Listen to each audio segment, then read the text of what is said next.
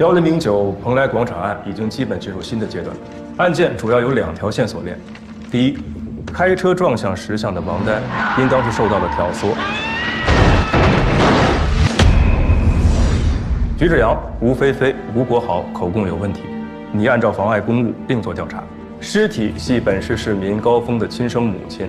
值得注意的一点是，高峰的养父高大华在案发当日自杀身亡，促使高大华自杀的人和第1条线索有关。我们怀疑有人故意将2条线索并到一起，目的尚不明确。据关键人高峰汇报，他跟我说了些奇怪的话。老头死了之后一直跟着我的人就是他。同样是这个女人，把他溜到过了广场案发地。根据张静和高峰的叙述以及王丹医院的监控显示，我们初步确定，和王丹接触、以诈骗者身份接触高大华、给高峰提供线索的都是这个女人。这个女人曾经暂住在西城的招待所，用的是假身份证。招待所的老板娘叫她何姨。我们筛查出雕像内尸骨是高峰亲生母亲的那一天，她搬离了招待所，目前下落不明。轮渡、车站、机场的监控显示，她并没有离开滨川，并且通过我们再次筛查王丹医院以及旅馆周边的监控显示，何姨身边经常出现一个年轻女孩。另外，张静也说，在小旅馆内，何姨的身边有人，所以我们猜测，这个女孩就是何姨的帮手。找到教唆王丹这个人，提前私了是比较理想的。不行，要私了，还要弄清楚他到底要干什么。明白。我去拟定方案，如果是亲友和家属，就以安抚和降低社会影响为主；如果是商业对手，那咱们就准备商战。菲菲啊，你那边有消息及时联系，通讯工具要注意，能面谈尽量面谈，人脉嘛尽量少用，知道的人越少越好。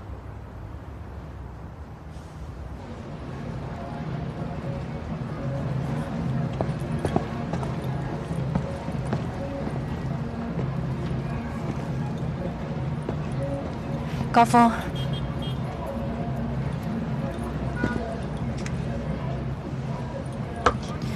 又没睡啊？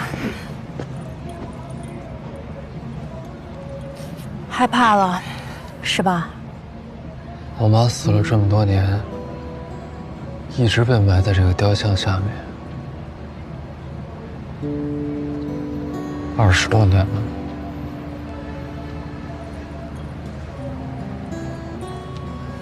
刚才你另外一个妈来找我了，给我来杯酒吧。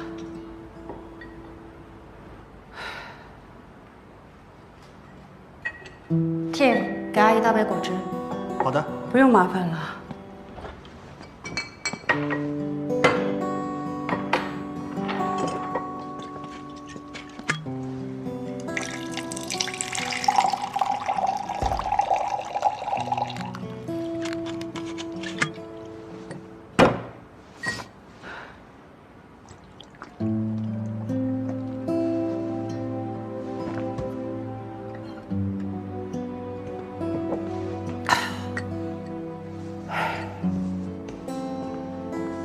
还是那个味儿，不值那么多钱。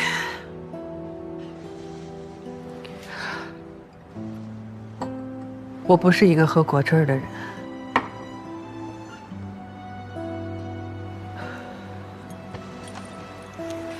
高峰还没来上班，你要有什么事儿，自己跟他说。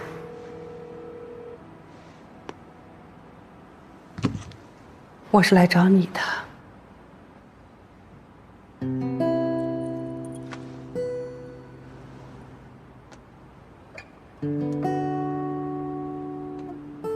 阿姨，高峰的事我劝不了。说真的，虽然折腾这么些天，但我倒觉得高峰比以前更像个人。他的事，最后查不查得清楚，我并不在乎。人年轻的时候，能为一件事热血一次，拼搏一次，就算被反复揉碎，也不算白活。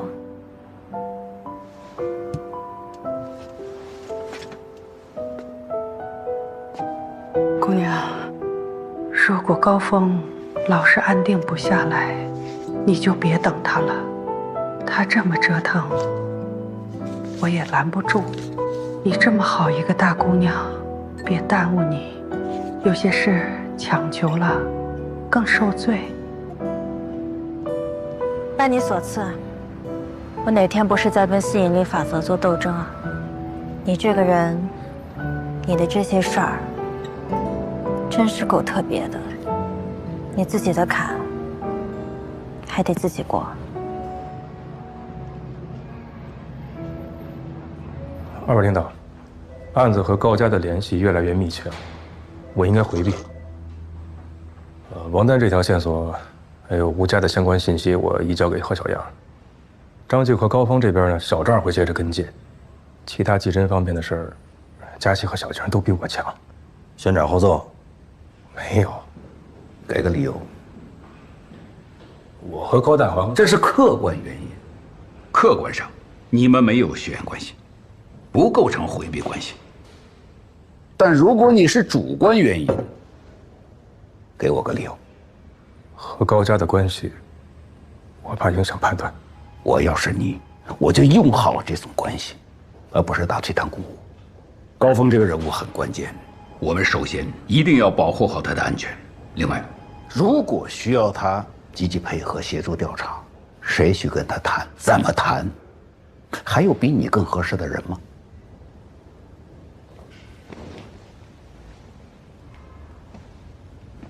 你是不是怕自己对高大华的感情影响了冷静客观？当警察的当然会遇到很多触动情绪的事，冷静履行职责，是最好也是唯一的方式。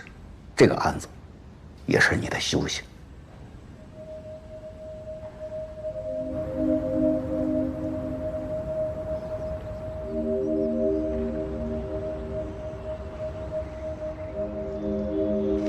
干爹，您在那边好好的啊，少吃点盐。要是问了，找我爸妈聊会儿天。等过2天我把事情忙完了，我再好好陪你喝。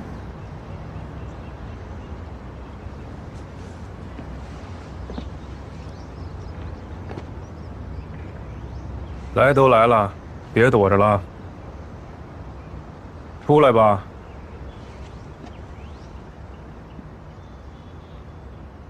这些是出事的那段时间所有员工的联系方式，这是施工队的名单。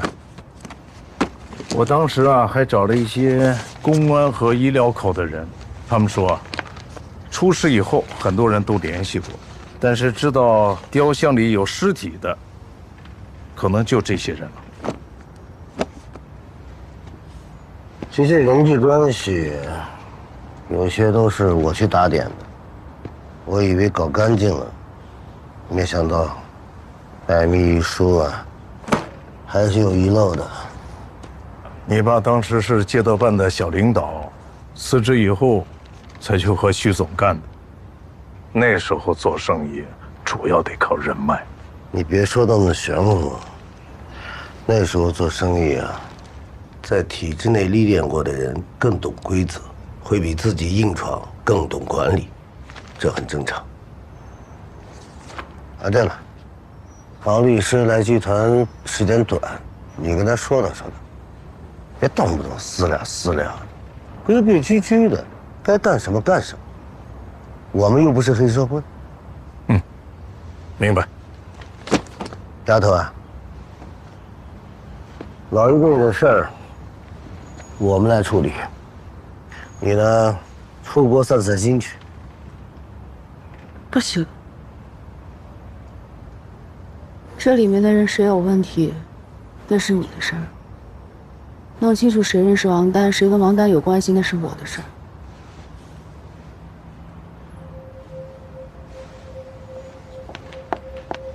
老吴，那天苏明问我，说，除了照片里那个人，吴小姐最近生活里有没有旗开可疑的人或事，你觉不觉得这句话很奇怪？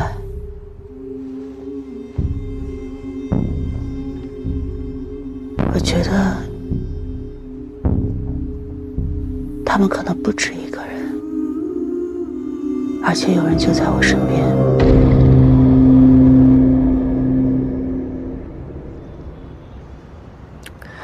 那天在局里护着你妈，爷们儿了。你们是不是都觉得我特别作呀？我也想假装什么都没发生过，家里边和和睦睦的。但是我没办法，我做不到。从我记事儿以来，我就跟上了发条一样，不弄明白我自己到底是谁，过去到底发生了什么，我根本停不下来。这就是我的命。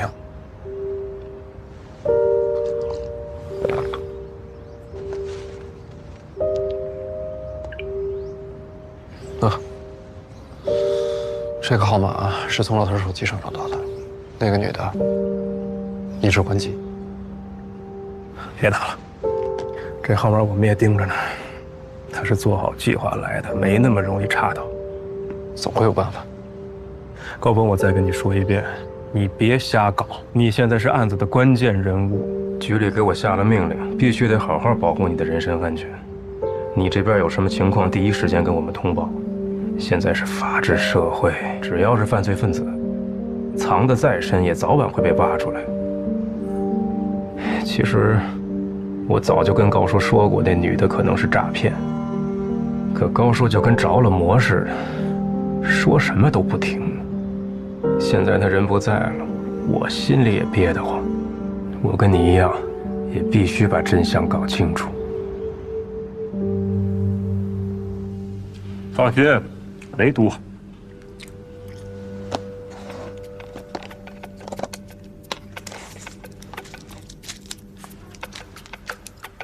你父亲去世的时候你还小吧？14、15，他还做过什么生意啊？没有得罪过什么人？我爸很少跟我说生意上的事，我什么都不知道。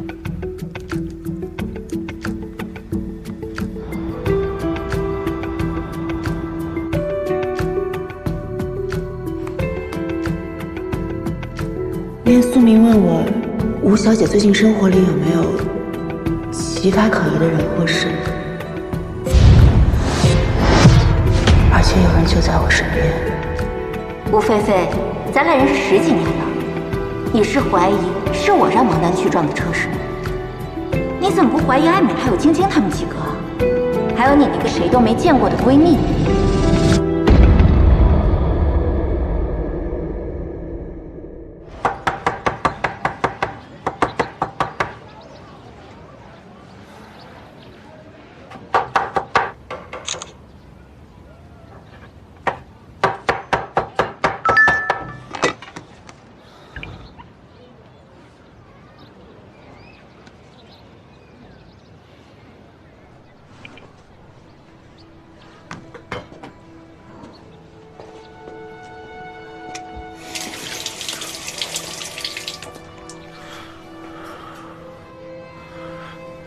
没事。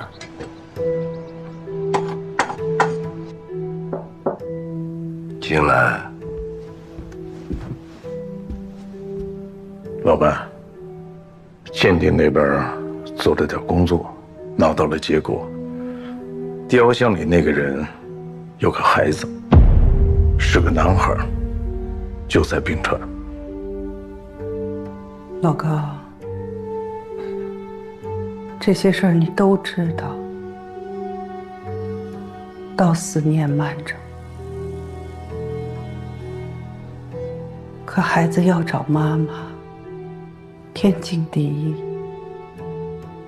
我劝不住了，你在天上能看见的是吧？那就保佑他，别捅什么娄子，千万别出事。这辈子咱都尽力了。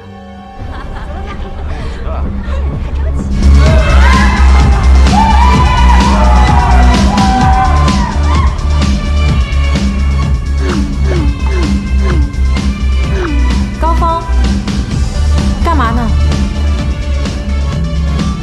回去休息吧。别再把我厨房炸了。不用，待会儿我买杯咖啡。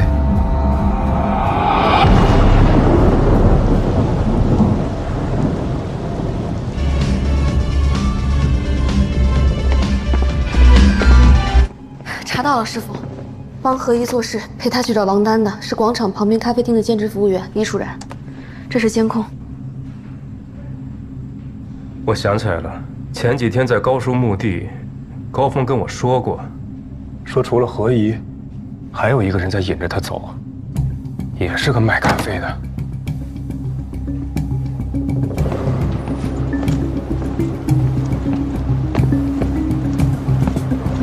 警察，这人在哪儿？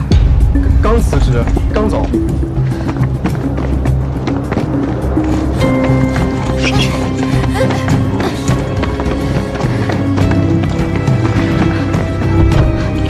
师傅，快！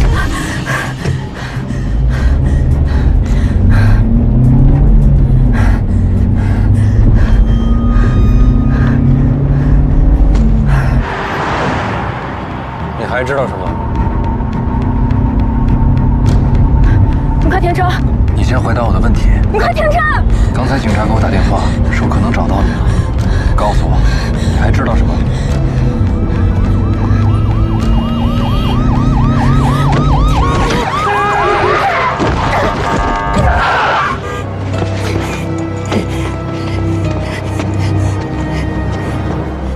跑了？不就一女孩吗？你让她跑了？这点事儿你都干不了，你干得了什么？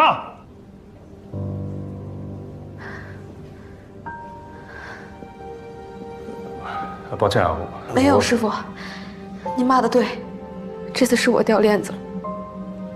不过您给我2天，人肯定找到。吴家那边咱们的人在盯着了，说管家赵天明最近有行动，好像是在找什么人，不知道是不是跟咱们找的一样。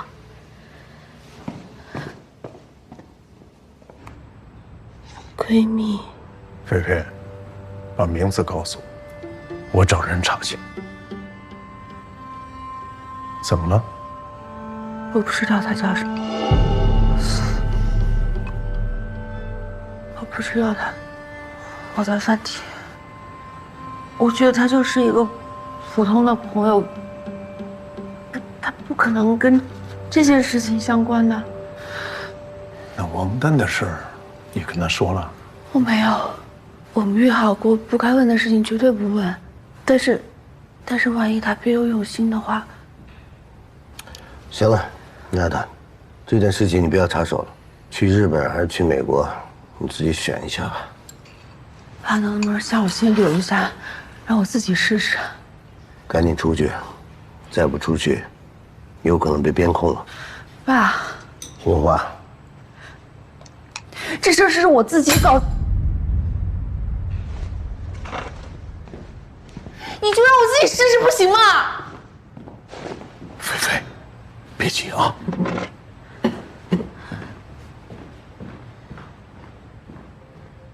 你们父女俩也是为了对方好，别伤了和气啊。我在公安局看见他的照片了，就是他。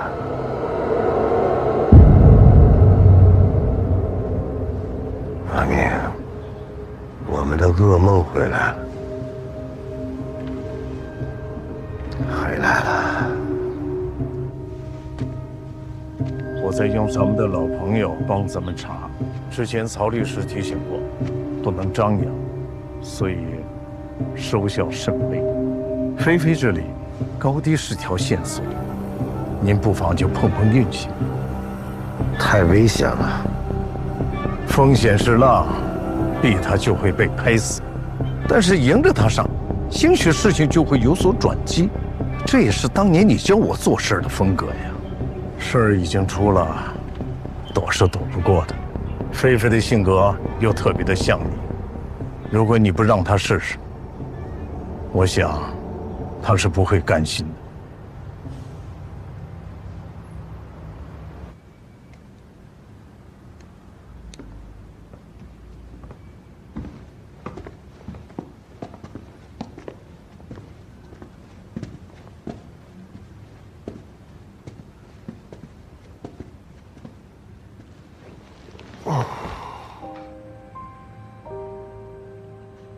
好一点了？不跟我喊了？啊，我谢谢你明叔，是他替你求的情。哎，我丑话说到前面啊，就这一回，要是不成，就赶紧跟我出去。好吧。说说你的计划吧。现在这个人最奇怪的就是，出事之后，他一直躲着，我们得先让他出来，知道他要干什么，这样我们才能给相应的协商方案。吴总，菲菲，曹律师，明叔，我们找人的时候被警方察觉了，他们以你们2个涉嫌作假证、扰乱公务为由布了监控，现在门口就有他们的人。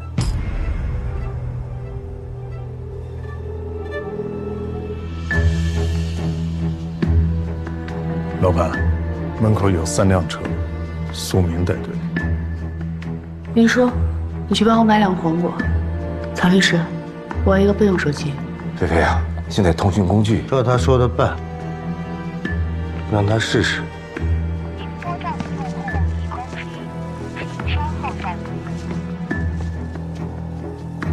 不管你在哪儿，我都会找到你的。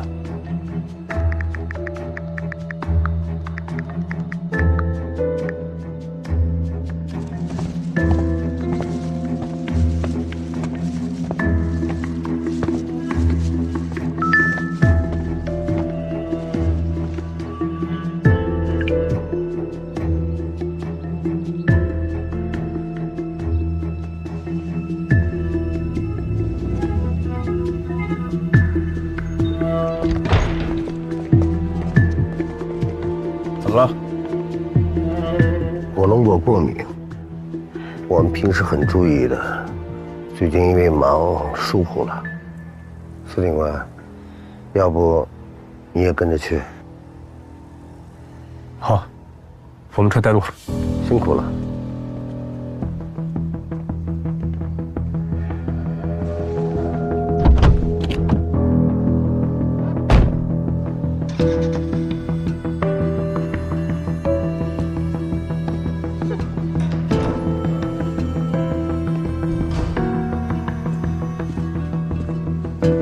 一会儿从后面走，安全通道。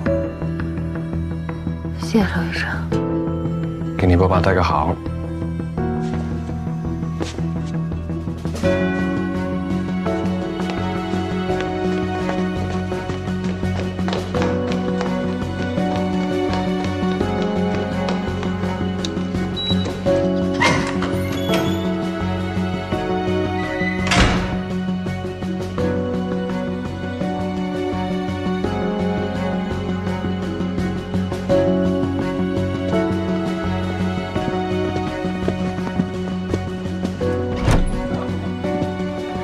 你好，有什么事儿吗？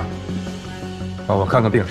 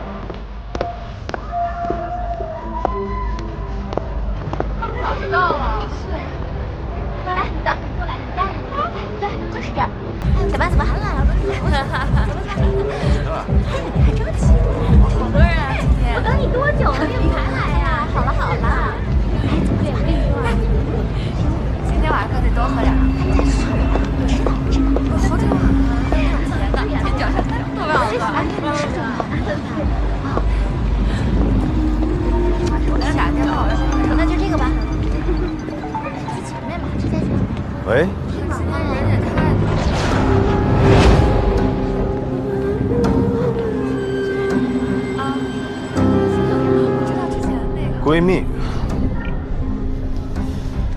我跟你一样，也很吃惊。这是案子里另一个关系人的手机，他表示他收到了与案情有重大关联的短信。你和手机主人，你口中的闺蜜是什么关系？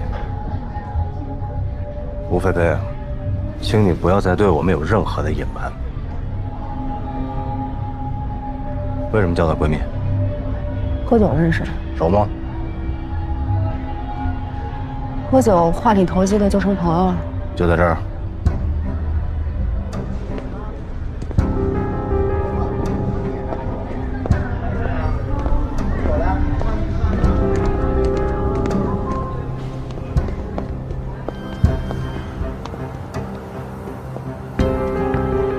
认识，这是你要找的闺蜜吗？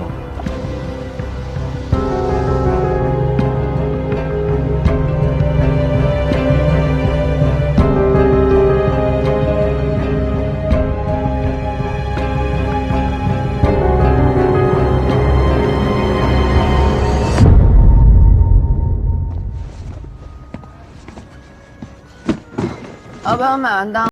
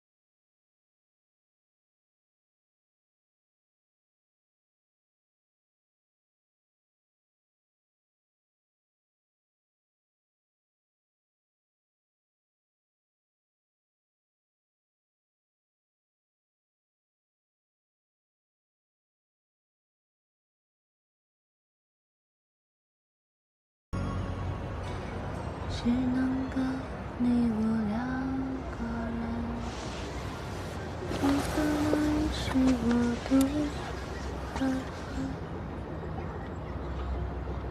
爱的心的宇宙，只能够你我两个人，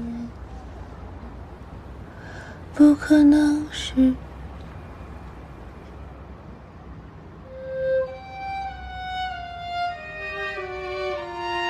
怎么又是你啊？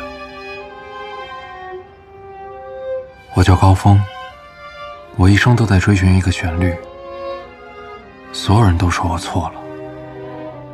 你听到的是歌吗？能在这儿听到歌的人不多。我叫吴菲菲，别人都说我生下来什么都有。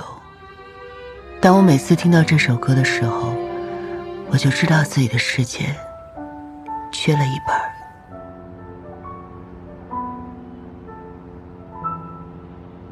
长路奉献给远方，玫瑰奉献给爱情，我俩是我奉献给你，我的爱人。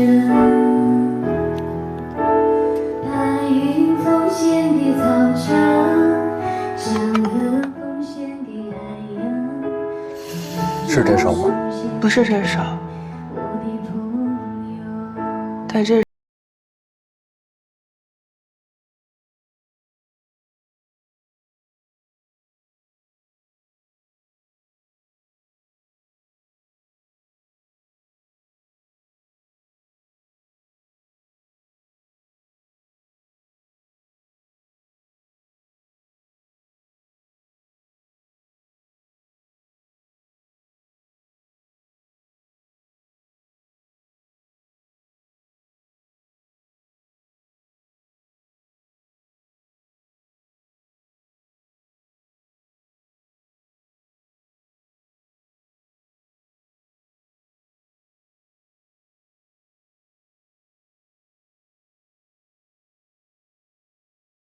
就这样，我们成了闺蜜。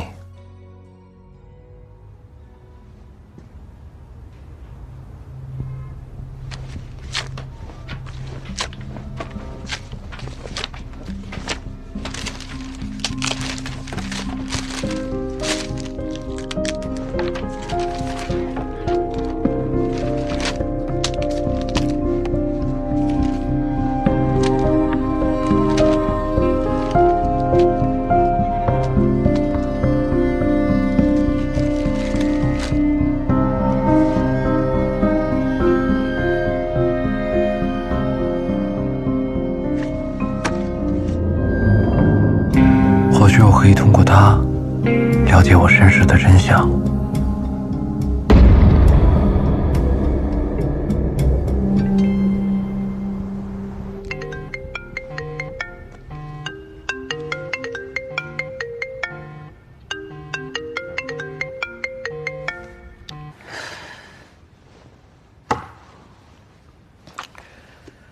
那个闺蜜就是高峰吧？你怎么不接她电话呀？我现在有点不知道该怎么跟他说话。但是警察说了，王丹的事跟他没关系，是我想多了，是那个坐轮椅的女人让王丹去撞的雕像。可是雕像里的尸体的儿子就是我的闺蜜。爸，你说这真的都是巧合吗？你还知道什么吗？我知道点儿。之前之所以不跟你说，是怕你多想。高峰的妈妈不是什么建筑工人的家属，她是国际俱乐部的歌舞演员。可是他为什么？她大概是惹了不该惹的人。徐叔叔吗？哎呀，你别问了，具体的我也不清楚。那个坐轮椅的女人又是谁啊？她是谁？她要干什么？我也不知道。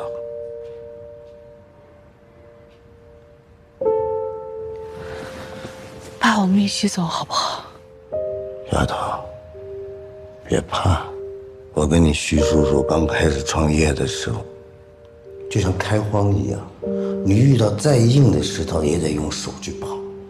有一回有一个工人出了意外，家属来闹了，我就跪在灵前，让他们指着鼻子骂呀，不吃不喝，整整72个小时。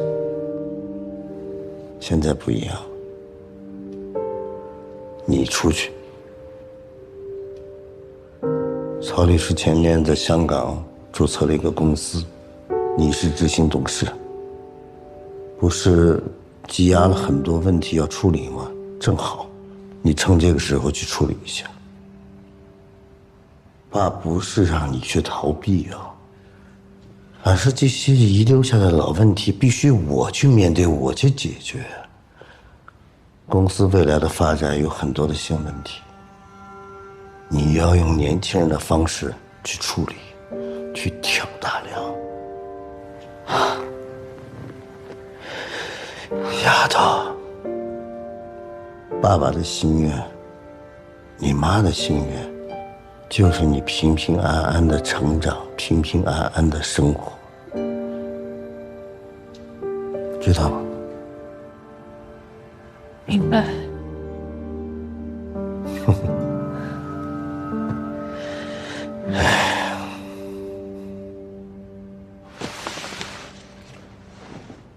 这些呢，就是俱乐部的材料和档案。国际俱乐部以前的经营呢，我也不太了解，说出去是个副总，其实我就是给徐总打工的，我负责对外联络，具体的全面工作呢，由徐总掌管。之前为什么不说？不说什么？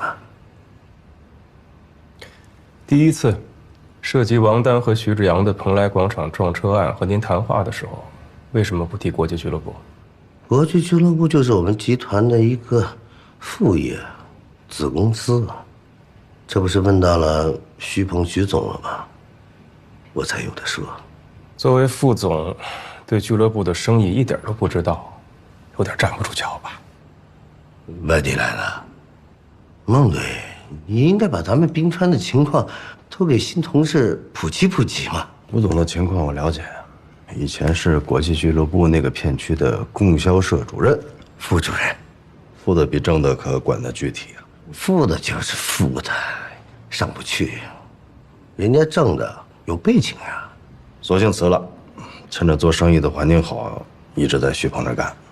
感谢徐总收留我，我呢是从体制内出来的，身边呢有那么点小人脉，一步一步走到今天，也确实不容易的。当年呢，感谢徐总看得起，就给我了一个部门经理来做一做。我呢，其实主要的工作呀，也就是吃吃喝喝，维护一下各个方面的关系。核心的事儿，徐总不说，我也不敢问啊。吴总谦虚了啊，当年供销社的主任现在都掌管着整个集团了。徐总信任我，儿子都给你养，这种难得的交情现在很少见呐，吴总。徐总对我有很多的恩，但是最重要的啊，没有徐总，就没有我跟孩子妈的这份姻缘。他以前也是国际俱乐部的经理，论发财，他比我想有劲头。我也觉得这个发财呢挺重要的，但我更在乎的是我们那个小家。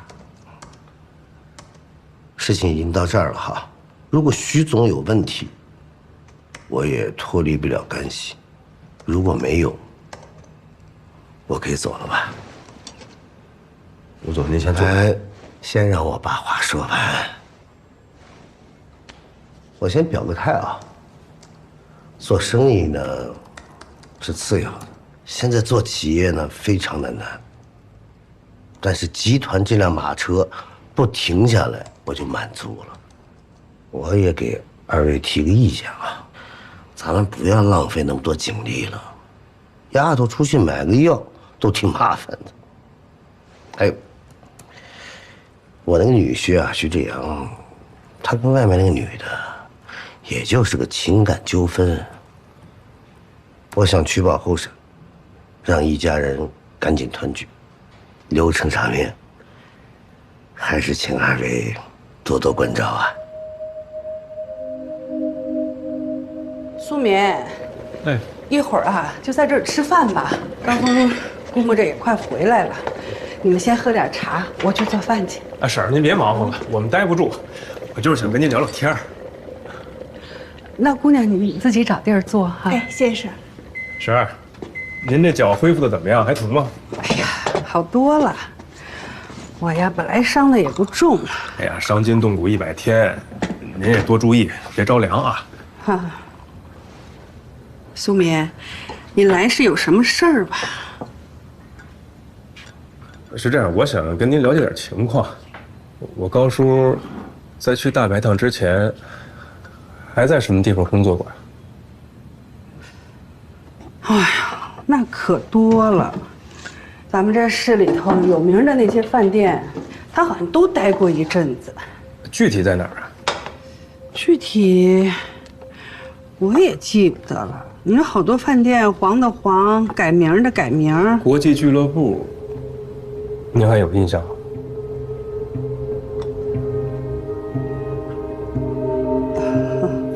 是这样，蓬莱广场撞车案呢，现在线索都交汇在了国际俱乐部。我们找到了部分的俱乐部职工通讯录，上面有高大华高叔的名字，说是高叔从91年开始就在那儿工作过。哦，我们推测呢，高叔很有可能跟高峰的亲生母亲在同一时间段内工作，这个您知道吗？